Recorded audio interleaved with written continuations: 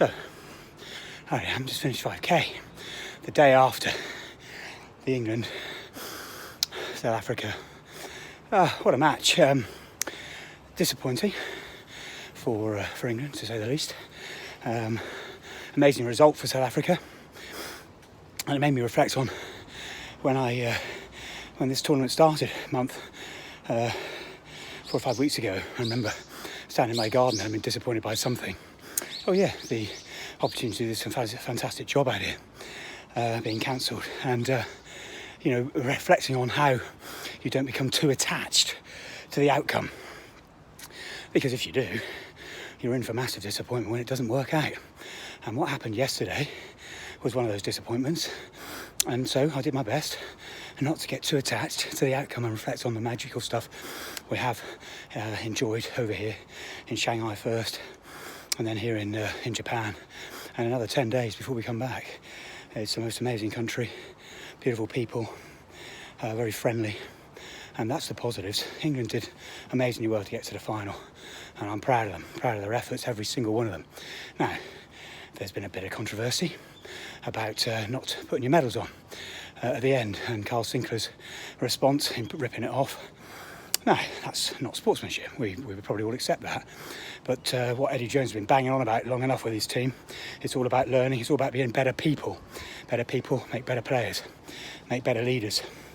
And they'll learn from that. They'll be ridiculed, vilified for it. But I reflect back on a little 14-year-old Farron Drury going for the Junior ABA finals of Great Britain, having given up given up rugby for a year in the Colts year.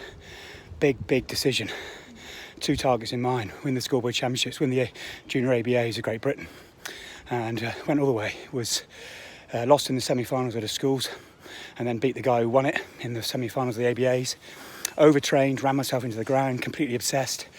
Wasn't at my best by any means, but still managed to beat the champion of the schools in the ABA semis. But then gets to the final. I'm boxing a lad I stopped in the first round earlier in the season when I was at my peak. He went on to box for England, did extremely well. Harry Hill, I think his name was, didn't have a collar. And I didn't handle that very well. I lost it on a point, I think. When they called out the Junior ABA champion, whatever weight I was, I thought they were saying Drury. My hand went up, only to be taken down by the referee, adding to the disappointment. I felt absolutely gutted. I did not handle it well, and I regret that, and feel I learnt from it. Try to be a decent sportsman in defeat as well as victory, and I'm sure these boys will do that, and they'll come back stronger, fitter, harder, more resilient, having taken that massive disappointment of losing in the final. They did incredibly well to get there. Japan carries on, another 10 days, off down to Hiroshima tomorrow, which will be incredible and moving, I'm sure.